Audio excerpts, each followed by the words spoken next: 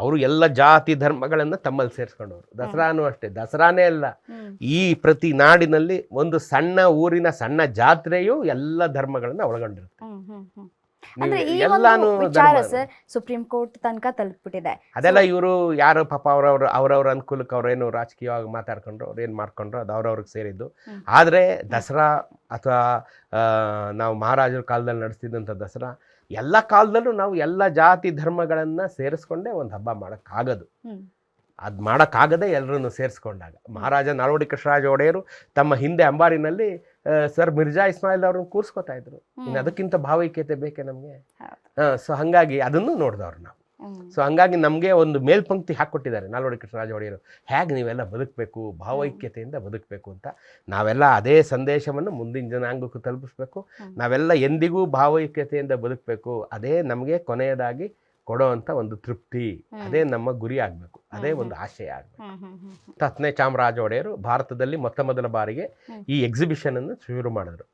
ಏನಪ್ಪ ಎಕ್ಸಿಬಿಷನ್ ಇದು ಅಂತಂದರೆ, ಈ ಎಕ್ಸಿಬಿಷನ್ ಅನ್ನೋದು ಅವತ್ತು ಒಂದು ಕಲಿಕಾ ಕೇಂದ್ರ. ಅಂದರೆ ಅವತ್ತಿನ ರೈತರಿಗೆ, ರೈತನೇ ಪ್ರಮುಖವಾದಂಥ ಒಂದು ಬದುಕಿನ ವಿಧಾನವೇ ರೈತಾಪಿ ವರ್ಗ ಅಥವಾ ಬೇಸಾಯ. ಅವ್ರಿಗೆ ಏನು ಅಂತಂದರೆ ಹೊಸ ಎಕ್ವಿಪ್ಮೆಂಟ್ಸ್ಗಳನ್ನ ದೇಶ ವಿದೇಶಗಳಿಂದ ತರಿಸ್ತಾ ಇದ್ರು.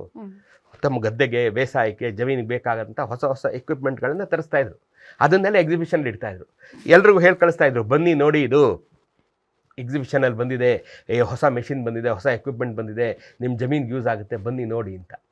ಸೊ ಹೊಸ ಈಗ ಹಾಲು ಕರೆಯುವಂಥ ಯಂತ್ರಗಳು, ಆ ಹಾಲನ್ನ ಹಸುವಿನಲ್ಲಿ ಹಾಲು ಜಾಸ್ತಿ ಮಾಡೋಕ್ಕೆ ಏನು ಮಾಡಬೇಕು ಅನ್ನೋಂಥ ಒಂದು ಅನ್ವೇಷಣೆಗಳು, ಇದೆಲ್ಲ ಇತ್ತು. ಆಗ ಎಕ್ಸಿಬಿಷನಲ್ಲಿ ಹೊಲ ಉಳೋ ಕಾಂಪಿಟೇಷನ್ ಇತ್ತು. ಅಂದರೆ ಒಂದೊಂದು ಕಾಲು ಎಕರೆ, ಅರ್ಧ ಎಕರೆ, ಅಷ್ಟರಲ್ಲಿ ಇವನು ಎಷ್ಟು ಜಾಸ್ತಿ ಬೆಳಿತಾನೆ, ಯಾವ ಹೊಸ ವಿಧಾನವನ್ನು ಉಪಯೋಗಿಸ್ತಾನೆ, ಅವನಿಗೆ ಒಂದು ಫಸ್ಟ್ ಪ್ರೈಸ್ ಕೊಡೋರು. ಹಾಲು ಕರಿಯೋ ಸ್ಪರ್ಧೆ ಇತ್ತು. ಇವತ್ತು ಈಗಲೂ ಇದೆ, ಈ ಸಲಿನೂ ಪ್ರೈಸ್ ಕೊಟ್ಟಿದ್ದಾರೆ. ಹಾಲು ಕರಿಯೋ ಸ್ಪರ್ಧೆ ಇತ್ತು ಆಗ. ಸೊ ಅಂದರೆ ಅವನು ಎಷ್ಟು ಚೆನ್ನಾಗಿ ಹಸು ಸಾಕ್ತಾನೆ, ಇದೆಲ್ಲ ಇತ್ತು. ಸೊ ಅವತ್ತಿನ ಎಕ್ಸಿಬಿಷನ್ ಏನಪ್ಪ ಅಂತಂದರೆ, ಇದೆಲ್ಲ ಹೊಸದಾಗಿ ಅವತ್ತು ಯುರೋಪ್ನಲ್ಲಿ ಹೊಸ ತಂತ್ರಜ್ಞಾನ, ವಿಜ್ಞಾನ ಆವಿಷ್ಕಾರ ಆಗ್ತಾಯಿತ್ತು, ಹೊಸ ಮೆಷಿನರಿಗಳು ಬರ್ತಾಯಿತ್ತು, ಎಕ್ವಿಪ್ಮೆಂಟ್ಸ್ ಬರ್ತಾಯಿತ್ತು. ಅದೆಲ್ಲವನ್ನು ಜಗತ್ತಿಗೆ ಪರಿಚಯಿಸ್ಬೇಕಲ್ಲ. ನಮ್ಮ ಮಹಾರಾಜರು ತಾವು ಹೋಗಿ ನೋಡ್ಕೊಂಬಂದ್ರೆ ಸಾಕೆ, ನಮ್ಮ ಜನ ನೋಡೋದು ಬೇಡವೆ? ಯಾಕೆಂದರೆ ಅವರು ಎಜುಕೇಟ್ ಆಗಬೇಕಾಗಿರೋದು, ಅವರು ಯೂಸ್ ಮಾಡಬೇಕಾಗಿರೋದು. ಅವ್ರೇನು ಮಾಡ್ತಾಯಿದ್ರು, ಇದನ್ನು ಎಕ್ಸಿಬಿಷನ್ ಇಡಿಸ್ತಾಯಿದ್ರು. ಆಗ ಬಂದು ಎಲ್ಲರೂ ನೋಡಿ, ನೀವು ರೈತರೆಲ್ಲ ಬಂದು ನೋಡಿ, ನೀವೆಲ್ಲ ವ್ಯವಸಾಯಗಾರರು ಬಂದು ನೋಡಿ, ನೀವು ಇತರೆಯವರೆಲ್ಲ ಬಂದು ನೋಡಿ, ಇಂಥದ್ದೊಂದು ಬಂದಿದೆ, ಹೊಸ ಎಕ್ವಿಪ್ಮೆಂಟ್ ಬಂದಿದೆ. ಸೊ ನೀವು ಇದನ್ನು ಯೂಸ್ ಮಾಡ್ಕೊಳ್ಳಿ. ಇದನ್ನು ಯೂಸ್ ಮಾಡ್ಕೊಂಡು ನೀವು ಇನ್ನೂ ಹೆಚ್ಚು ಬೆಳೆ ಬೆಳೆಯಿರಿ, ನೀವು ಹೆಚ್ಚು ಪ್ರವರ್ಧಮಾನಕ್ಕೆ ಬನ್ನಿ. ಸೊ ಆ ಕಾಲಕ್ಕೆ ಅದು ಎಕ್ಸಿಬಿಷನ್ ಶುರು ಆಯಿತು. ಈಗ ಆ ಎಕ್ಸಿಬಿಷನ್ ನಿಧಾನವಾಗಿ ಮರೆಯಾಗಿ ಹೋಗಿ, ಈಗ ಅದು ನಮಗೆ ಒಂದು ಆಟೋಟಗಳ ತಾಣ ಮತ್ತು ಬಜ್ಜಿ ಬೋಂಡ ತಿನ್ನೋ